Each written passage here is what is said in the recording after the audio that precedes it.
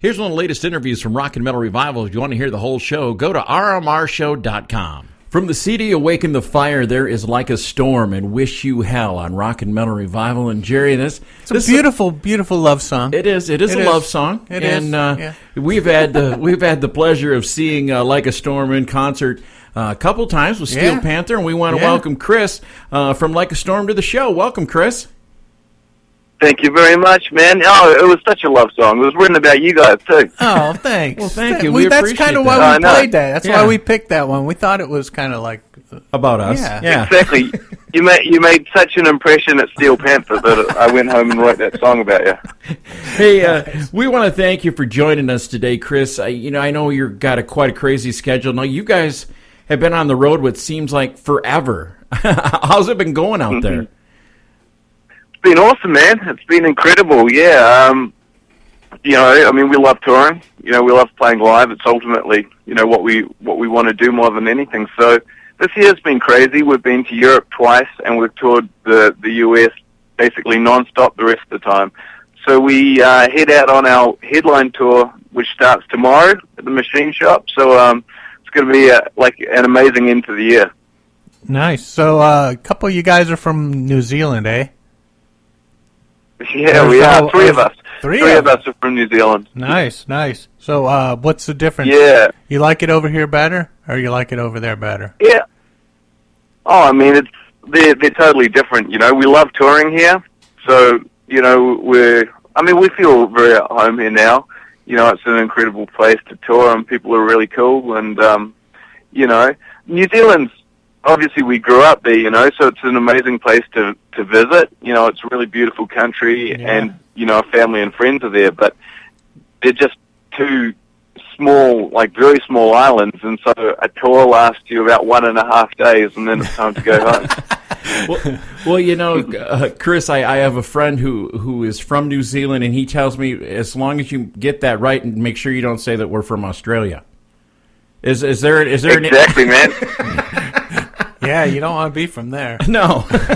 Now, how long has go ahead.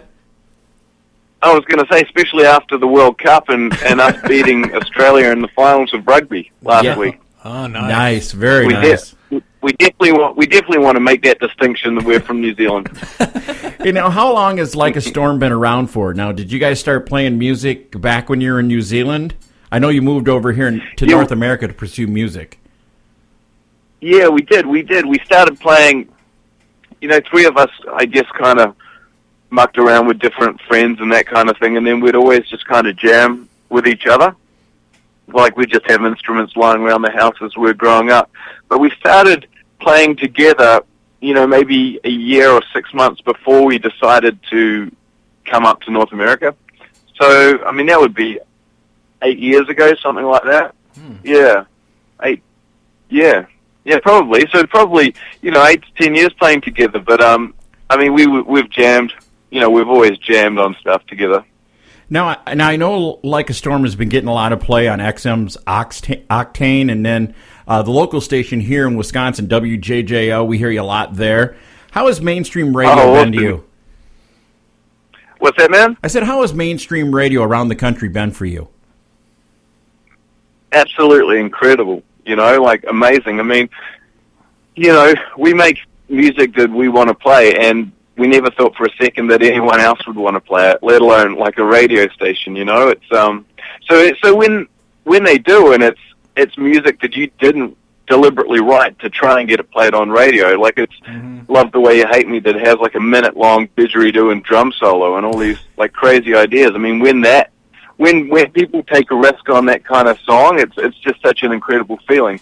And, all the people at the radio stations have been so cool too, Octane's incredible, and WJJO, such amazing people. And so we'll always see them and hang out with them when we go through town. So not only, obviously as a band, getting played on the radio is, such an incredible thing because so many people get to hear, but also, it's cool to do this, especially when our friends and family are on the other side of the world. It's cool to do this and have such a great friendship with these people. So whose idea was it to break out the didgeridoo? It was Matt and mine, I think. I can't remember which one of us came up with the idea, but we were listening to "Love the Way You Hate Me," and we kind of got about 2/3 through the song, and we didn't know what the hell to do. We were like, we want to do something different. We want to do something really cool. We had the didgeridoo in the corner, and we were like, does we everybody haven't played a lot of didgeridoo on this record? That's one thing I don't have. That's one thing I don't have here is a didgeridoo in the corner. Is that something they have everywhere in New Zealand? No, definitely not. No, I've got a ton of them because I play didgeridoo, so I have, I don't know, a lot. And my friend is an artist, this dude, Brian Levitt, and he paints all my didges for me too. So I have, cool. Any different paint jobs we come up with and new different kinds of didges we're working on. So, I have a lot of them. And so basically anywhere I am, there's always at least between 5 and 10 didgeridoos lying around. Have you ever thought of running? Have you ever thought of miking it and then running that mic through like a wah-wah pedal or something? Yeah, we have actually. We haven't quite got to that point, but we did try, putting a bunch of effects on it while we were recording it. Try that thing, but at the time, because we'd used a bit of didgeridoo on our first record, and I'd always played it during shows, but we hadn't used a ton of it, so it was kind of so unique just by itself. Like when we put anything else on it, it started to sound more like a guitar. It almost had less impact. Yeah, that makes sense. Yeah, but definitely, man, one of these days I'm going to get a full rig just dedicated to didgeridoo. Yeah, a whole effects rack and shit, and all these pedals. And, that'd be badass. Exactly. And my didgeridoo will have its own dressing room. Nice. Now, Chris, I read an article that "Awaken the Fire" was recorded in some kind of different places, not the normal way an album is recorded. Did you record this all on the road?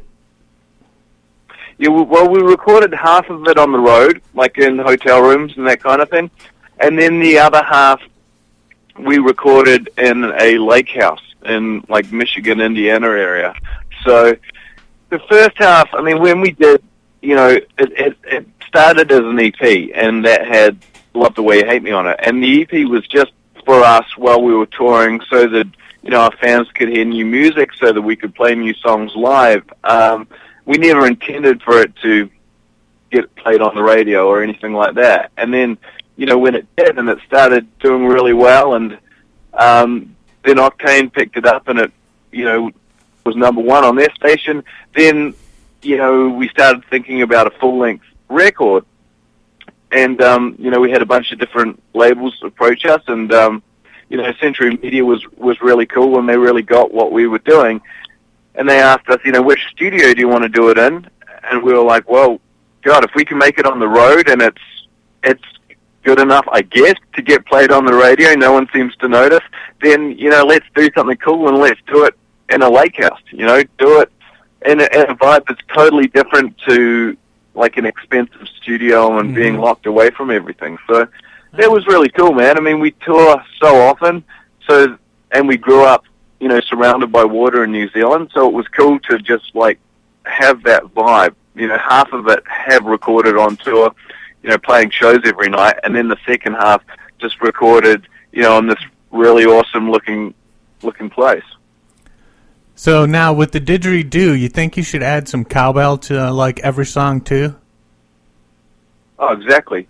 Exactly. That was our first idea. But it turned out it had already been done. So then we struggled to find an instrument no one had yet played, and we came up with didgeridoo. Nice. That's a good. That was a good choice, dude. Yeah. I gotta hand it to you. Yeah.